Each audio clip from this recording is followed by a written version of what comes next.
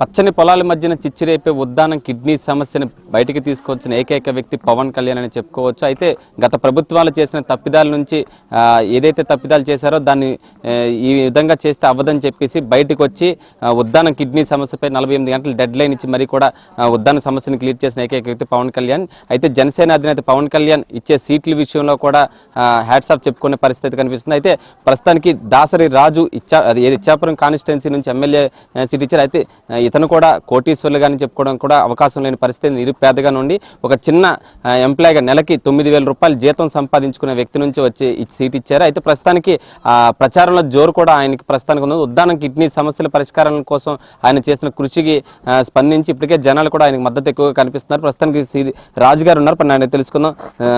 చెప్పండి, అసలు పవన్ కళ్యాణ్ గారు మీకు ఏ విధంగా సీట్ ఇచ్చారు? అసలు యాక్చువల్గా మిగతా రాజకీయ పార్టీలు లక్షల రూపాయలు ఇస్తే కానీ సీట్ ఇచ్చే పరిస్థితి లేదు, అత్యున్నత డబ్బున్న వాళ్ళకి మాత్రం సీట్లు ఇస్తారు.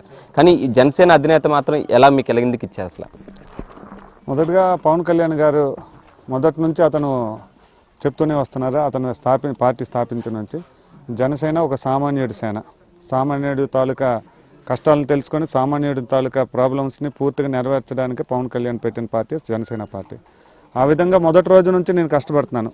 మొదటి రోజు నుంచి జనసేనకి కష్టపడుతూ జనసేన అడుగుల జాడుల్లో పవన్ కళ్యాణ్ గారు ఏ అడుగేస్తే ఆ అడుగులను నడుచున్నందుకు అతను నన్ను గుర్తించి ప్రతి సమస్యల్ని నువ్వు ముందుకు తీసుకుని వెళ్ళు, మనం అదే విజయం సాధిస్తాం. మనం ఇది పదవుల కోసం కాదు, కేవలం ప్రజా సమస్యల కోసం పెట్టిన పార్టీ జనసేన పార్టీ. ఈ సమస్యలను నువ్వు ముందు తెలుసుకో, ప్రజల దగ్గరికి వెళ్ళు, ప్రజల గుండెల్లోకి వెళ్ళు, ప్రజల్లోని మాటలో ప్రజల తాలూకా కష్టాల్లోనే నువ్వు అక్కడ కష్టంగా ఉండి వాళ్ళ సమస్యను తీర్చమనే పవన్ కళ్యాణ్ గారి ఆదేశాల మేరకు ఈరోజు అతను ఎమ్మెల్యే అభ్యర్థిగా ప్రకటించడం వల్ల నలుమూలల నుంచి నాకు ప్రతి జన సైనికుడు నాకు ఉదయం 9 గంటల నుంచి రాత్రి 11 గంటల వరకు నా కోసం కష్టపడుతున్నారు అనమాట.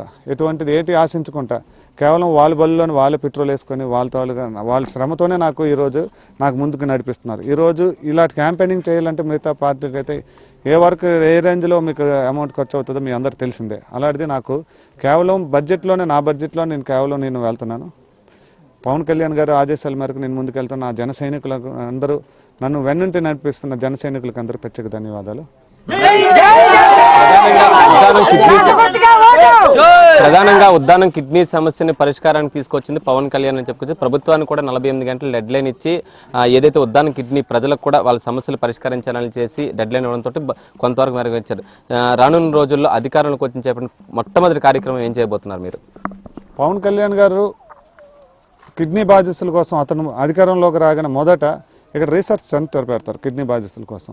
అసలు ఎందుకు ఇవి వస్తున్నాయి, దాని మూలనాలు ఏంటి కనుక్కొని పూర్తిగా నిర్మూలన కోసం ఈ 5 ఏళ్లలోనే దాని తాలూకు పూర్తిగా నిర్మూలన దిశగా పట్టుకుని వెళ్ళే ప్రయత్నం చేస్తారు పవన్ గారు. ప్రయత్నం కాదు, నిర్మూలన చేస్తారు అంతే. అతను పూర్తిగా ఇక్కడ ఈ ఉద్దానాన్ని ఒక సస్యశ్యామలమైన ఆరోగ్యవంతమైన ఉద్దానంగా తీర్చిదిద్దాలని పవన్ కళ్యాణ్ ఆశయం అనమాట. ఓకే, ప్రధానంగా ఇక్కడ నుంచి వలసలు అనేది ఎక్కువగా ఉంది. అంటే ఇతర దేశాలకు వెళ్ళి వలసలు వెళ్ళి చాలా మంది అక్కడ ఇబ్బందులు ఎదుర్కొనే పరిస్థితి అయితే కనిపిస్తుంది. గత ప్రభుత్వాల వైఫల్యం నుంచి మీరు ఏమైనా ముందుకెళ్లే అవకాశాలు ఉన్నాయా? నెక్స్ట్ మీ తరానికి ఏం చేసే అవకాశం కనిపిస్తుంది? పవన్ కళ్యాణ్ గారు ఇప్పుడు మాకు ఒక వలసలు విద్య 3 విధాలుగా వలసలు ఉన్నాయి సార్. 1 విద్య, 2 వైద్యం, 2 మన వృత్తిపరంగా. ఎలాగంటే మాకు 10th క్లాస్ ఇక్కడ కంప్లీట్ అయింది అనుకోండి, మా స్టూడెంట్స్కి మా యూత్కి ఫర్దర్ స్టడీస్ కోసం మేము ఎక్కడికో వలసలు వెళ్ళాలి. వలసలు వెళ్ళాలని ఆడపిల్లలు ఇంటికి పరిమితం అయిపోయి ఏదో డిగ్రీ లేకపోతే ఇంటర్మీడియట్ కంప్లీట్ చేసుకుని ఏదో పెళ్ళిళ్ళు చేసుకుని, అంటే వాళ్ళలో ఏదైనా స్కిల్స్ ఉన్నా ఇంటికి పరిమితం అయిపోయే పరిస్థితులు అనమాట. అదో మనకు విద్యపరంగా ఒక వలస.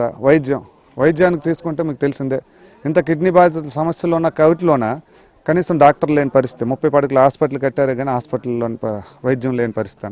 ఆ విధంగా తీసుకుంటే ప్రతి వైద్యం కోసం కూడా కనీసం జ్వరం వచ్చినా మేము ఏదో శ్రీకాకుళం, బరంపురం లేకపోతే వైజాగ్ వెళ్ళి మా తాలూకా వైద్యాన్ని పూర్తిగా నిర్మూలన కోసం వెళ్ళవలసిన వలస అనమాట. అలాగే వృత్తిపరంగా తీసుకుంటే గత 20 సంవత్సరాలుగా మాకు అప్పుడు ట్రాన్స్పోర్టింగ్ ఫీల్డ్ ఉండేది ఇక్కడ ఏఎస్పేటలోన.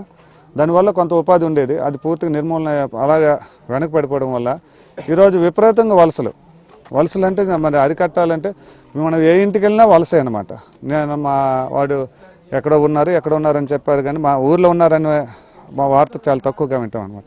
అందుగురించి పవన్ కళ్యాణ్ గారే వస్తే మాకు ఇక్కడ బహుదా నది ఉంది, మా చుట్టుపక్కల ఉన్న 1,00,000 ఎకరాలు పైగా ఉంటాయి. ఆ ఎకరాలకి బహుదా రిజర్వాయర్ని కట్టించి లేకపోతే వంశధార లింక్ ఇక్కడ కల్పించడానికి అతను పూర్తిగా మాకు హామీ ఇవ్వడం జరిగింది.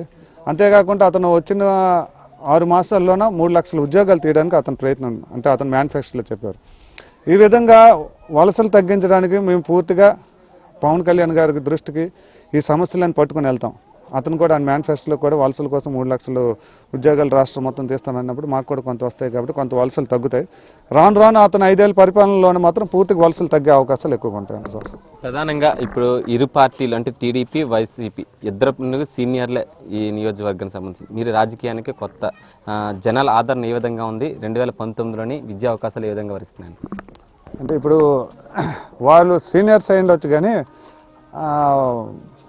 చెప్పుకోవాలంటే ప్రజల సమస్యలోని పవన్ కళ్యాణ్ గారు తీసుకున్న నిర్ణయాలే నాకు ముందుకు నడిపించుకుని వెళ్తుంది.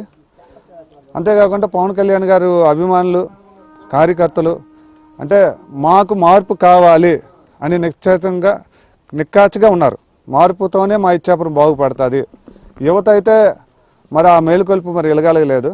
మరి దానికి మరి వాళ్ళు యువతతోనే నేను యువత ఆశయాలతోనే ముందుకు వెళ్తున్నాను కాబట్టి యువత నన్ను గెలిపిస్తారు. ప్రధానంగా మాకు మా పార్టీకి ఆ 2 ప్రధాన పార్టీలు పోటీ కావని నేను అనుకుంటున్నాను.